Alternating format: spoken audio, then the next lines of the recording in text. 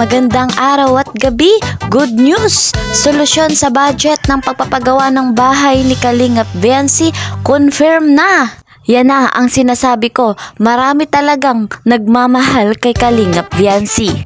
Ayan, hello sa inyong lahat. Hello pag-ibig.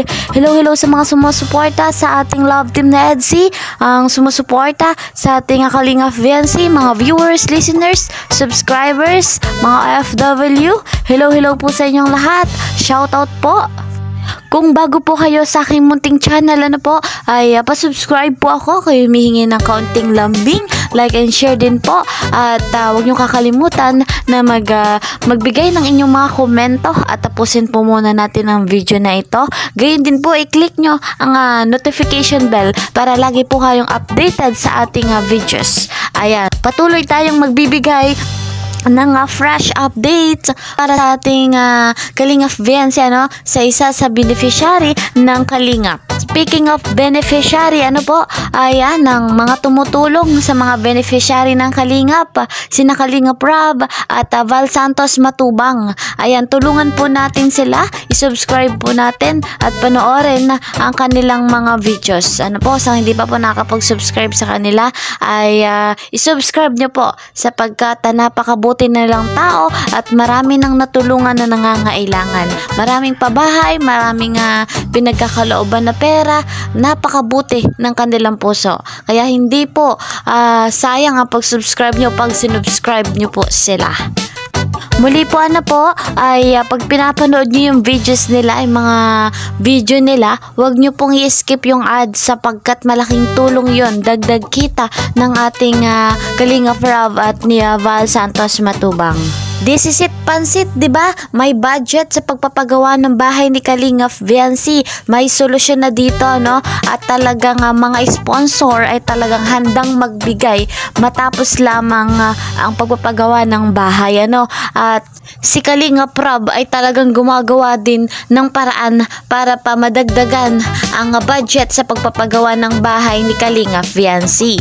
Malaki talaga yung bahay ni Viancy na pinapagawa. At ito ay hindi naman kagustuhan lang ni Viancy, Kagustuhan to ng mga sponsor. Kaya muli, magdadagdag ang mga sponsor ng budget para matuloy at matapos na yung ginagawang bahay ni Viancy. Pag may problema, may solusyon agad. Ayan, ganyan kahusay ang ating Kalingap Rob, nagagawan talaga ng paraan. So, problem solved na, 'di ba? Kaya pahinga lang muna yung papapagawa ng bahay. Ilang linggo lang naman yan at inuuna muna nga tapusin yung ginagawang bahay ni Christian, yun muna at mabilis lang naman yun, dahil hindi naman siya ganong kalaking bahay. Ayan na. At yung kay Viancy kasi ay may second floor. Meron pa nga nagsabi na bakit daw malaki pa yung pinapagawang bahay, may pa second floor pa daw nalalaman. Ayan, uulitin ko po na hindi po kagustuhan yun ni Viancy, ni Kalingap Rob, kundi kagustuhan ng mga sponsor. Ang mga sponsor naman ay willing patuloy at magdagdag na magbigay ng pang-budget sa pagpapagawa ng bahay ni Kalingap Viancy at para matapos na. Ayan, good news na good news talaga. Ayan, tayo namang mga supporters, bilang supporters, ay huwag tayong magsawa na panoorin yung video ni Kalingap Rob, ni Kuya Val Santos Matubang, lahat ng Kalingap, Siyempre, dahil doon sa pamagitan ay nakadagdag din tayo tulong para sa pagpapagawa ng bahay ni Kalingap Viancy at hindi lamang yung iba pang nangangailangan. Ayan, suportahan din natin si Kalingap Edu, si Papa Eds at si Kalingap Viancy, ang love team na EDSI. At syempre, hindi naman ako nagdadamot, suportahan din natin ang Danjoy at ang Jom Carl.